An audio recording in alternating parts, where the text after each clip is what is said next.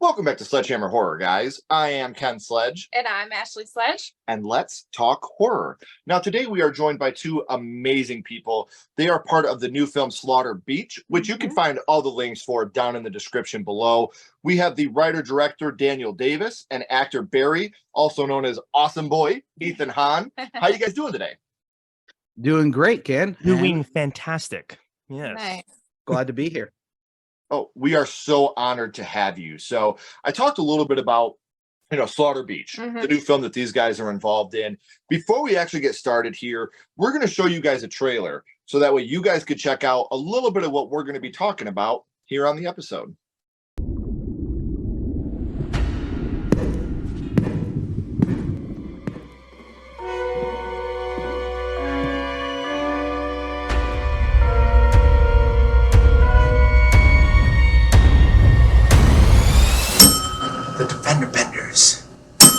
Are here.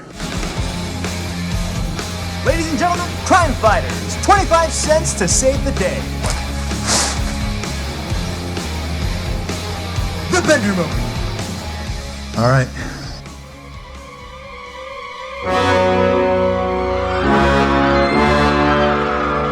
It's our time to save them.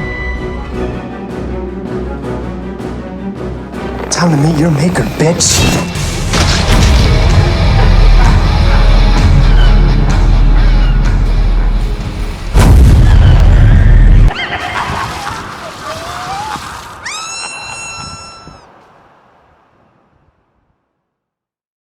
So there's the trailer, guys. And like I said, not only do I have the links for the film down in the description below, I also have these gentlemen's social media links. But before you're clicking on their social media links, you can follow them. Why don't we talk a little bit about why they're here? Absolutely. So Daniel, question for you. What was your inspiration for this film? My inspiration. Oh man, that goes back like 30 years. You guys do my first horror film. So Ken, you said that your parents owned a mom and pop video store. Yep. Yeah, so we have something in common. My grandparents owned a mom and pop video store in the late 80s, early 90s. So that's awesome, man. The good old days when video stores were around. God, we're old. I know we are. Kids today, they have no idea that going to the video store and picking out a movie was like an adventure in itself. So yeah, it's funny. We've talked about it before. Like the coolest feeling was going and picking out that video. Yeah, just looking like how like the front of it looked, or like reading the description on the back. Like you never knew what you're getting into, but you always chose like what you thought was cool. And kids today will never know the disappointment of going to grab Hellraiser 2 and seeing that it wasn't there. No, yeah, until next week. Oh my maybe God. You would get lucky sometimes and go up to the counter and they would like maybe have it in the drop box. Yes, score. You guys don't by any chance have Castlevania 2 Simon's Quest in your Dropbox, do you? Why, as a matter of fact, we do. Yeah, it just came in here. Dude, it's your lucky Friday night. Yes. But no, I've always had like a interest in horror. Because I would, just basically pace back and forth the horror section of my grandmother's video store and just look at all like the great art and all the movies, like everything from like Dead Alive, looking at that poster, looking at Army of Darkness, and seeing Ash with the chainsaw and that box art, The Howling, all the Elm Street, all the great box art of the Elm Street series was great. Yeah. I got my little rubber Freddy right here. Love it. But yeah, always had an interest in horror and always wanted to like make a horror film, but I always love humor in horror films. So making a horror comedy just seemed like a great start. Yeah, absolutely. Well, and especially with horror comedy, something that is just my opinion. I feel like horror and comedy go together so well because they're all about timing. If your timing isn't right with horror, you're not going to scare anybody. If your timing isn't right with comedy, nobody's going to laugh. Yeah. So, you have these two things that are really on opposite ends of the spectrum, laughing and being scared, but they go so well together because of the timing that comes in with the both of them. And that's why I feel people like Jordan Peele, they make great directors and writers in horror because of their comedy roots. Yeah. Well, I feel like you need that comic relief too. When something's really scary, you have that, that break of it. And something we can say, and this is not lip service, guys. I promise you on my life, this is truth. We were watching this film last night with our 3-year-old daughter. I mean, Yeah. She was not a fan of the fisherman. Yeah. The fisherman scared the hell. She was scared of the fisherman. He did his She job. was like, I don't like it. We nice don't job, watch Jimbo. You did great. Yeah, he did a great job. You're So, scaring 3-year-olds. Put that on a t-shirt, Jimbo. Right. See, I thought that I wanted to share that with you guys. That's a genuine thing. Our daughter always watches horror movies with us. She's a huge fan. She does. She loves horror, and she got through it. She ended up watching the whole film. But the first time we see the fisherman, she was kind of like, I think I'm out. I don't think I like this much anymore. She kind of hit her face a little bit. Yeah. So Ethan, how did you get involved in the film? So yeah, it's a whole funny thing, like going back to, when it comes to being an actor, and like, I mean, what I've been learning in this whole movie business or entertainment stuff in general, connections are like everything. And like that, like I learned from just first step was back in 2016, I worked at a movie theater. And because, I was just like, oh, sure, I like movies. I was like, this is a stepping stone into the business somehow. I don't know how, but I'll sell some popcorn. Great. And as I was working there, our fishman Sam, aka Jim Canatelli, was an usher there. Okay. And I'm a very like loud, boisterous guy. So as I'm like, always kind of scooping up popcorn, like one day I'm gonna be an actor. Yeah, one day I'm gonna be in one of those posters, right? Like one of those. But always just kind of, just bullshitting around. And Jim was like, oh, you like acting? Why not help me out with or be part of one of my like films? He likes to do films and stuff like that. So Jim does his X-Night Productions, and he does a lot of films like that. We can promote that there. Shout out to Jim. And through I think we lost Ethan for a little bit. We lost Ethan. I mean, I can continue his story for him. So the first thing that they did was a short called Nightmare Woods. And that was Ethan's first step into meeting Jim and working with Jim. Did I freeze? You freeze a little bit, but I continued your story and talked about y'all froze, and I was like, it's a me issue. Okay, got it. So Star, where did we leave off, Dan? Where did you say I left off on Nightmare Woods. Yes. It was Nightmare Woods. That's where we met? Is that where we met, Dan?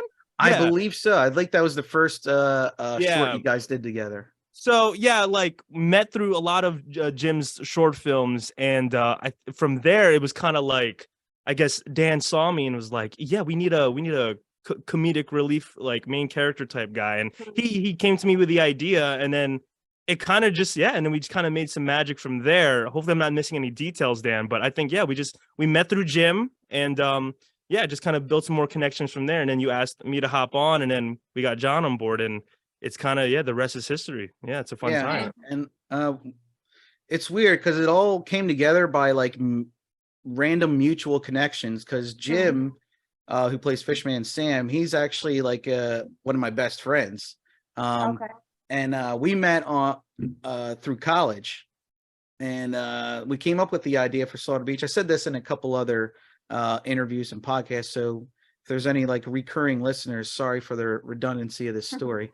Me and Jim had a gig in Rehoboth with our cinematographer, co-producer Brett Taylor, and there's an actual place in Delaware called Slaughter Beach, and we passed by it, and we came up with the idea like on the spot, like just as like a little like joke, just to keep the ride not boring, just a little jokey conversation, like, what, hey, there was no like 80s slasher like named Slaughter Beach, like, and then we like looked it up on IMDb, and we were like, no, there's not. Why don't we make it ourselves? Good idea. Yeah. Awesome. See, and that's incredible that driving by a sign influenced the art that you put out, like, and that's where creativity comes from. Sometimes that's all it takes is you see a sign. There's a town. Literally, it was a sign. Yeah. We live in Michigan, and there's a billboard about 2.5 hours north of us for the towns Mio and Kalkaska. And I was in a band at one point, and we named our band Mio Kalaska because of that sign. Like, we just thought that was a cool band name. So literally seeing a sign sometimes could just mean everything. So we know, Ethan, how you got involved in the film, but Daniel, can you tell us a little bit about like the filming process, what the filming schedule was like for you guys? Oh man, the filming schedule was a little bit It was a little bit of a road, wasn't it, Ethan? It was, yeah, it was a road, just trying to get all of us together, stuff like that. But also rain. Yeah, to put it this way, rain was our enemy. The first day of filming, we were Yeah. supposed to film outside, and then as soon as everybody got together, it was me, John, Jim, Brett, Ethan. We were all standing there, and our friend Jason. Jason was like our go-to PA helper guy with pretty much everything. And we're like, okay, we're ready. We got all our equipment out, and then like this like dark purple cloud just starts looming over us, and we're like, okay, well, let's wrap things up. Everybody's still here, so let's go film something. So we decided filming basically the first scene of the Fender Benders when they're playing Go Fish in the in their room. That's putting it lightly. Was the first thing we shot. With one of them was playing Go Fish. The other had no idea what the hell he was doing. Right. And by the way, I just want to throw this out there really quick. I am the king of the sea. I just want to throw that out there really fast. Oh yeah. I just want everybody to know. I am now going to start spelling Ken with a C just to prove that I am the king of the sea. I just wanted to throw that out there really quick for you guys. We'll let you have it. You've been yeah. Ethan will let you have it. You don't have to give that one. We'll have to go to war, Ken. We'll put him in the sequel, and then we'll see. We'll have him cameo. Yeah, good luck with that. Yeah, I don't get in water. Water scares me. But no, Ethan, we're talking about Awesome Boy. We talk about Barry, and Barry goes through a lot in the course of this film, and something that we've all had to go through. Parents. Get yourself a fucking job. Get out of my house. Me and your mom want to walk around naked again. What was it like for you to get into the character of Barry and become Awesome Boy? What were some of the steps that you took to create that character? Because it's one thing to read a character on a piece of paper. Mm-hmm. It's a whole nother thing to create this character and become him. Going from Ethan to becoming Barry. What was that process like for you? Well, I'll interject real quick, Ethan, because he wasn't acting much because that's his actual dad playing his dad. I was gonna say I'm method, guys. Yeah, I wore the cape around the house the whole time. My parents say no. I think the plain simple answer, which is why I think Dan casted me too, is like what you saw is pretty much how I am. Like I'm like. When I saw the script and everything, I'm like, okay, yeah, like bubbly, frightened at times, but can be brave. But it just like kind of the comedic, frantic, like, oh, hey, woo, like that is pretty much just how I am, pretty much all the time. He's got those G. Willikers qualities to him. Yeah. Oh shucks, yeah. Here we go. Like kind of like let's go for it. And Up your nose with a rubber hose, guy. Yeah. But yeah, it was just a fun role to get into. I didn't really have to, no crazy challenges besides, just on the acting side of it all. Like, when it came to prep, I was always just feeling a little overwhelmed. I need to get my lines down, I need to get this right, blah, blah, blah. Cause I'm like, man, this is like, I'm like in a feature film type thing. Here we go. We can get this started. But yeah, like it really is like me for most of the part. When it comes to like, who would I have to channel for stuff like this? Like motivation when it comes like Jim Carrey energy. I always try to channel when it comes to this stuff. Finding like for the comedic roles and everything. But yeah, I really just try to add my own flair to it most of the part. But again, like I said, it's mainly me. And what helped too in the film, like Dan just said, is the person who plays my dad in the film is my dad. Which is, again, because so funny that my dad always says, and I'm sure too, like if he grew up in the era that we're in now, like he because for him he was more like he just didn't know how to get the connections with like movies and stuff back in the day. But he was like and what's funny is in the movie how he's like, get a job, blah blah blah, you're not doing anything. He's actually like the exact opposite. Like both my parents are, I'm blessed because like they're both like, oh, do what you want to do, pursue the acting thing. They think it's so cool. And again, him coming on board, helping out, like being the dad, like just like, is a testament to it too, of just how supportive they are as well. So again, just kind of been blessed with great parents. And it was just kind of like, yeah, it was me and my dad just, me being myself, my dad having to be a little more stricter than usual, but he had a blast doing that too. And yeah, that was kind of it in the process. It's just like, all right, how do I take me, bring it up a notch, and who can I like what comedians and stuff can I watch from that? Like, okay, I can use some of this body language. Come into that stuff like that. Yeah. Well, go- and and go- one oh, thing I sorry. can say about your dad is he needs to learn how to read a newspaper correctly. But besides that, everything else is One of the kosher best that he scenes, did. yeah. I love that he was involved in it. That's awesome. That is really Yeah. cool. Yeah. Family is the most important thing on the Yeah. entire planet. Absolutely. You never know when you're not going to be able to hug and kiss that person again. Mhm. So, the fact that you were able to bring your father on board with this, and the fact that he was willing to come on and play such an integral role in the film, because he is without your dad, Awesome Boy doesn't exist. Right. So, He's still Yeah, playing exactly, yeah. yeah, he's still playing Go Fish in the basement. So, Exactly, yeah. Right. for him to come on and play such an integral role, that's really special. Like, that's Mhm. something that I know a lot of people wish they could say they had the opportunity to do. Absolutely. So, I'm very happy that we just learned that. That's incredible. Yeah. So Yeah. where did the filming take place? Before I get into that, I want to go back into like how the scheduling was so hectic because Okay. Yeah. actually Oscar, who's what Ethan's dad's Oh, name yeah. is, Oscar Yeah. was actually a happy accident in being integrated into a bigger role in the film because Okay. scheduling was so like hectic. There was actually another damsel in mind for the editing piece, and then we had to kind of just rewrite it to be the dad in the long run. So it was kind of like a happy accident that all came together. And it ended up being the thing definitely like it hit more emotionally for sure. Like having Yeah, the because I family was thinking too, about it, I was yeah. like, this kind of becomes like a theme of family and the importance Mhm. of it, like you were just saying, Ken. Yeah, and you're not acting when you see your dad. Right. Again, I'm not going to get too deep into this because you guys need to watch the film, but Yeah. there's moments where you don't have to act because that's your Mhm. dad. Right.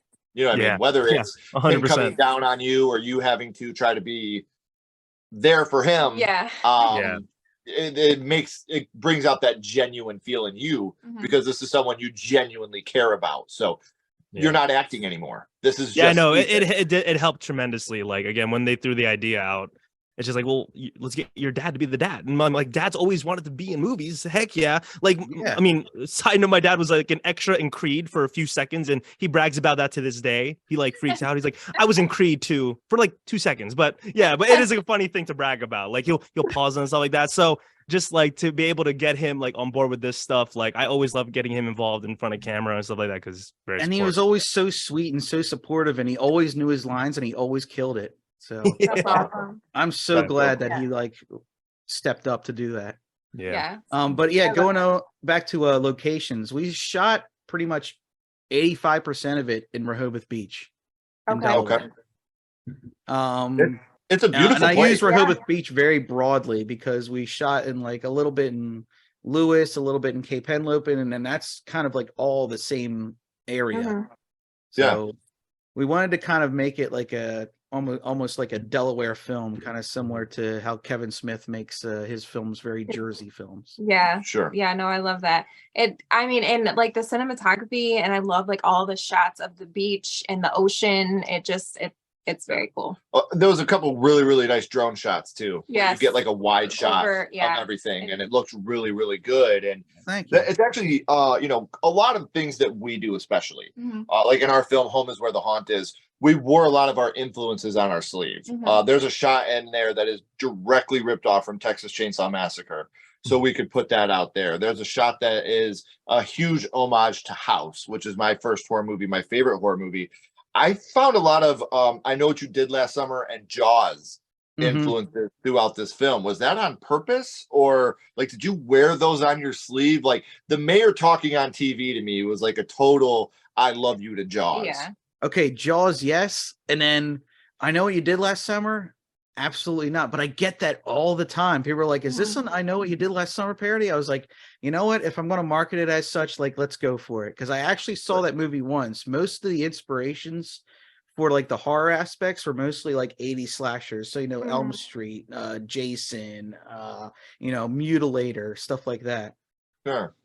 Well, it's not even like the fisherman himself, just like the beach setting, Yeah. the 4th of July setting. Like that for me is where I caught like a lot of the I Know What You Did Last Summer Jaws references. Because to me, those are like our 4th of July horror movies. For sure. And Oh, like, yeah. like I said, when I saw the mayor talking on TV, and then obviously the talks of Lulu. Again, if you don't know who Lulu is, you haven't watched the film. So go watch the film. Yeah, The talks we'll keep of that a Lulu and secret.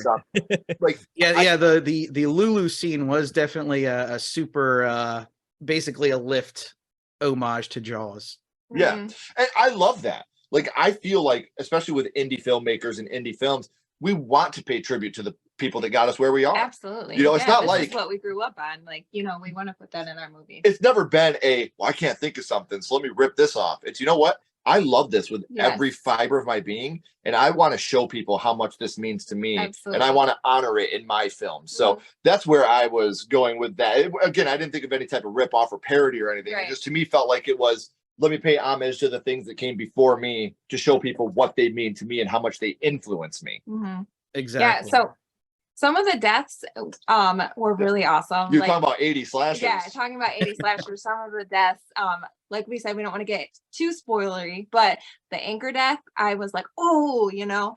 And then there's a particular one that With a fish hook. yeah, with the fish hook, and it just looks so good. The practical effects look really great. Right.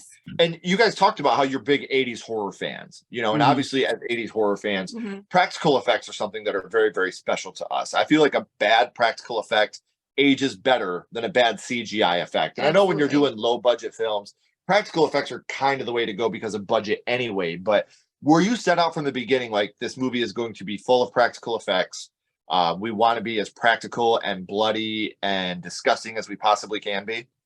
Oh, absolutely. Because I like I said, I wanted it to be as like authentic to like the Mhm. 80s genre as possible. So we brought on board this very talented young lady named Isabella Zell from Trauma Effects. That's her company. So I want to kind of like plug that as much as possible. Oh yeah.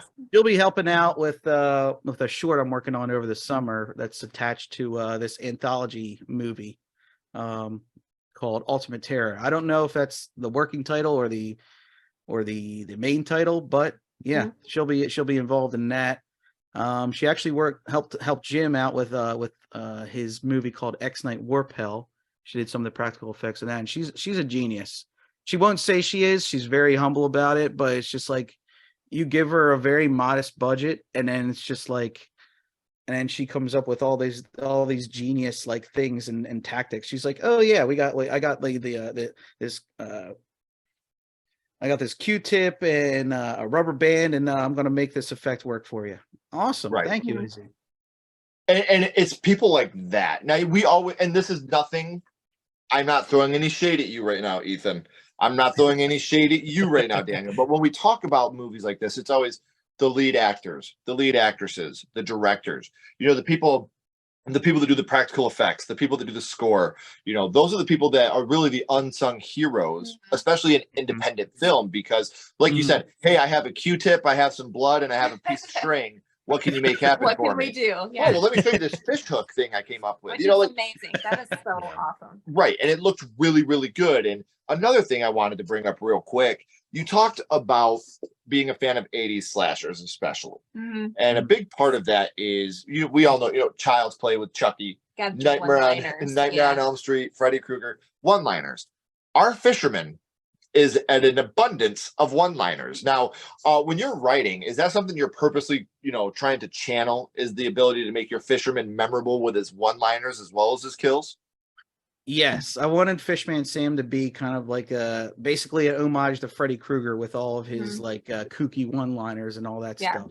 Welcome to prime time, bitch. You hear that, and then you automatically think Freddie Robert Englund. So Yeah. having Jim have his own little one-liners. Some of them he actually ad-libbed, by the way, Nice. to kind of just stick out and walk away from the movie like with a smile on your face because all these Mhm. funny like one-liners that you can quote. Yeah. Right. Yeah. No, I love them. I mean, it makes him, it makes the character, like you said, he's got the scary side to him, but then he's got some comedy in there too. He's got Mhm. that riz, He's got as that the riz. kids like to say. Yes, The we do riz. have Showing your age again. we do have a 14-year-old son. No cap. Yeah. Oh, And nice. he is, I'm sure he's He's super just as thrilled. embarrassed Yeah. right now watching this. So we talked about Slaughter Beach, guys, and how much fun we had watching the film. But before we let you go, we want to talk a little bit about the future. Now, I know NDAs exist, and I know that there's some certain things that you can't talk about, but we'll start with you first, Ethan. Do you have anything coming up here in the future that you can tell us about that you're going to be working on? Funny. Well, when it comes to like the movie world, I mean, it's funny. Before this, me and Dan were talking. I mean, I'm not at liberty to say a lot of things, but I'll say is I Right. do hope to work with him again in Mhm. another film that I believe we're working on. That he's kind of brainstorming right now. So something with Dan. But when it comes to me, on the acting side of things, I do a lot of local theater stuff. So right now, that's kind of where I'm at right now, trying to balance out with my full-time job. So just trying to find the passion with making money at the same time until the point where I can make money with the passion. Right. Yeah. So when it comes to like projects, all I can say is on my end again, hopefully working with Dan, and I have my own stuff too, like for Ethan Hunt Productions. I have my own YouTube channel where I mean I'll do like podcasts and vlogs and stuff like that too, and like little short films as well. The Uh SWAT series.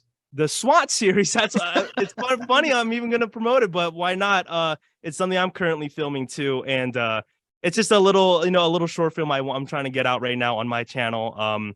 If you guys want to check it out on Ethan Hunt Productions YouTube channel, there's 3 SWAT films out, and literally, like, I'm not saying they're not Oscar winning at all. Like, it's just me, my friends, and family having a good time. There's 3 right now. We're working on the 4th one, and the one I'm working on right now again directing and starring in with like going back to like unsung heroes in the behind the scenes. It's the first time I've actually had one of my buddies help me with writing, and it showed me like, wow, he just brought this up like up a notch. Shout out to my buddy Kay.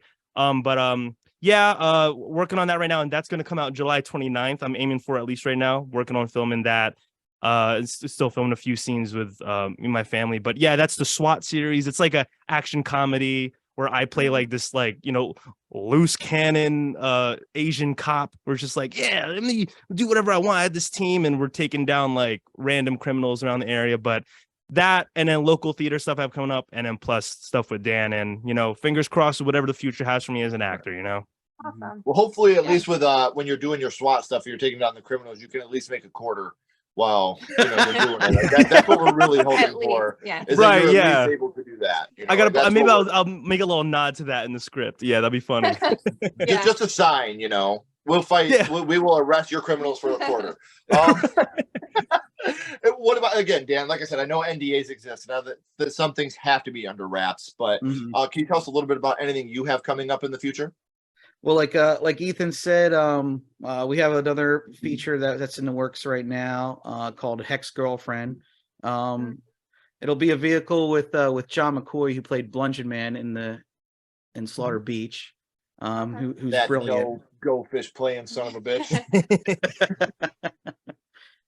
Yeah, he'll play basically this womanizing a-hole who basically gets more than he bargained for when he has a one-night stand with a girl from a coven. So there you go. Oh. So it'll be a bit on the lighter note than Slaughter Beach, but yeah, that's what we're working on right now. In terms of other projects, we got a short I'm working on that's part of like an anthology movie, like I mentioned earlier, called Ultimate Terror, and that's going to be produced by Jeremy, who's a part of Epic Film Guys. He's another podcast. Yeah. I'm also working on The Boog, directed by my good friend Brian Wilde.